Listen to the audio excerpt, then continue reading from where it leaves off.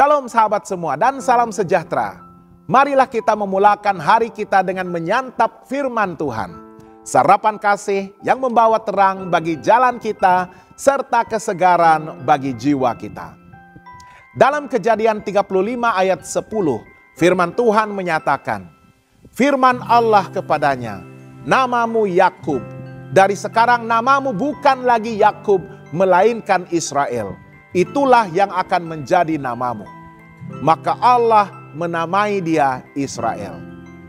Sahabat semua, pernahkah Anda merasa hidup rohani Anda jauh daripada Tuhan? Seperti Anda pernah dekat, pernah berjanji, tetapi kini karena luka, dosa atau kelalaian Anda merasa begitu jauh. Dalam Kejadian 35, kita melihat Tuhan memanggil Yakub untuk kembali ke Betel, tempat di mana Yakub dahulu membuat nazar kepada Tuhan. Ini bukan sekadar perjalanan fisikal, tetapi ini adalah perjalanan pemulihan rohani. Tuhan mungkin memanggil kita kembali ke tempat janji kita. Tuhan berfirman, bersiaplah, pergilah ke Betel dan diamlah di situ. Dirikanlah mezbah di sana bagi Allah yang telah menampakkan diri kepadamu. Betel ialah tempat di mana Yakub dahulu melarikan diri dan Tuhan memberikan janjinya. Kini selepas banyak pengalaman termasuklah krisis dalam keluarganya, Tuhan memanggilnya kembali. Kenapa? Karena Betel bukan sekadar tempat, tetapi merupakan lambang perjanjian dan nazar. Ketika hidup kita mulai menjauh, Tuhan akan memanggil kita kembali ke tempat pertama kita jatuh cinta kepadanya. Pemulihan rohani bermula dengan menjawab panggilan Tuhan untuk kembali. Mungkin Betel Anda adalah saat pertama kali Anda bertobat. Saat pertama kali Anda benar-benar berserah kepada Tuhan. Ketahuilah, pembaharuan bermula dengan penyucian diri. Firman Tuhan berkata, buanglah Allah asing, bersihkanlah dirimu, dan tukarlah pakaianmu. Yakub memerintahkan seluruh isi rumahnya untuk membuang segala berhala dan menyucikan diri sebelum ke Betel.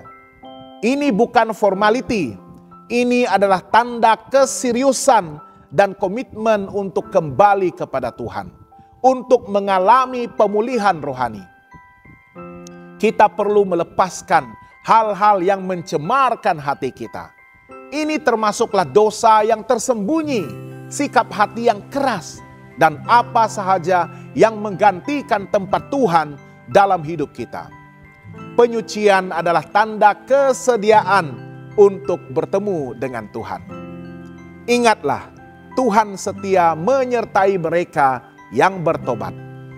Firman Tuhan menyatakan, ketakutan dari Allah melanda kota-kota di sekeliling mereka. Allah menampakkan diri dan memberkatinya. Tuhan tidak hanya memanggil Yakub, Dia melindungi, menampakkan diri dan memberkatinya. Yakub sekali lagi menerima peneguhan nama barunya, Israel, dan janji tentang keturunan dan negeri. Tuhan bukan hanya mengampuni, tetapi menyertai dan memberkati mereka yang kembali kepadanya.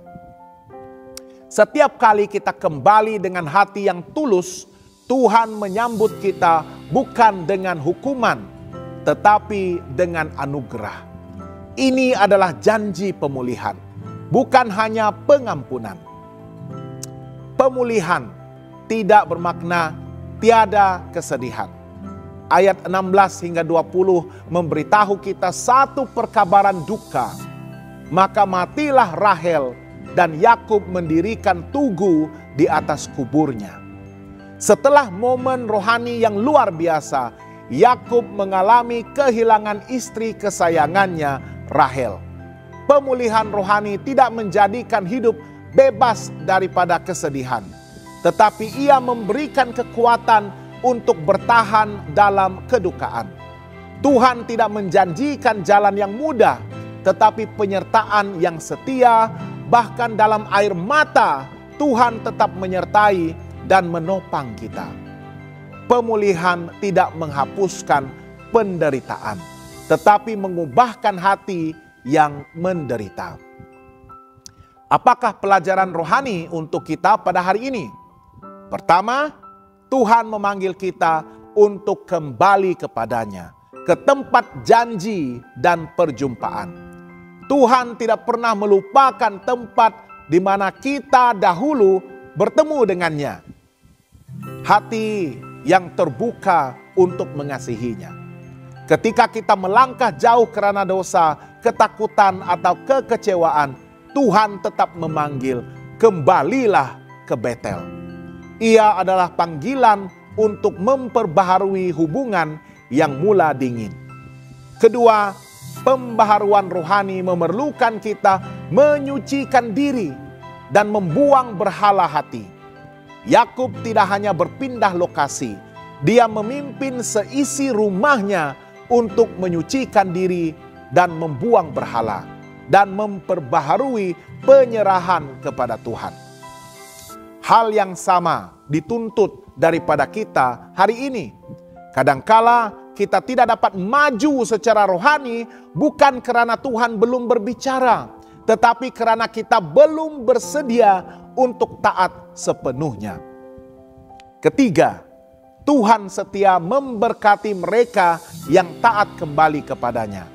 Respons Yakub disambut Tuhan dengan penyertaan, dengan perlindungan dan berkat. Janji yang pernah diberikan dahulu diteguhkan kembali. Ini menunjukkan bahwa ketaatan tidak hanya membina kembali hubungan dengan Tuhan, tetapi juga membuka saluran berkat yang baru. Bahkan ketika kita gagal, Tuhan tidak membatalkan rencananya. Dia hanya menanti kita kembali. Dan yang keempat, bahkan dalam kedukaan, Tuhan tetap dekat dan memberikan penghiburan. Pemulihan rohani tidak menghindarkan kita daripada air mata. Di tengah berkat, Yakub kehilangan Rahel. Namun Yakub tidak berpaling kembali. Dia terus mendirikan tugu sebagai tanda kasih dan kenangan, bukan pemberontakan.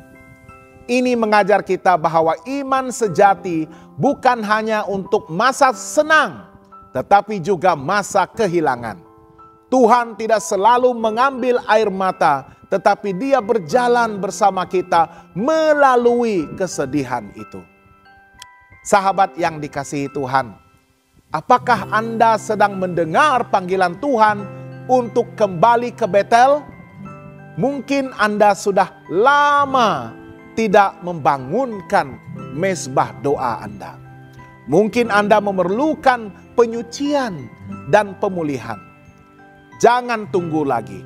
Jawablah panggilan itu. Bangkit, buang halangan rohani, bersihkan hati, dan berjalan kembali kepada Tuhan.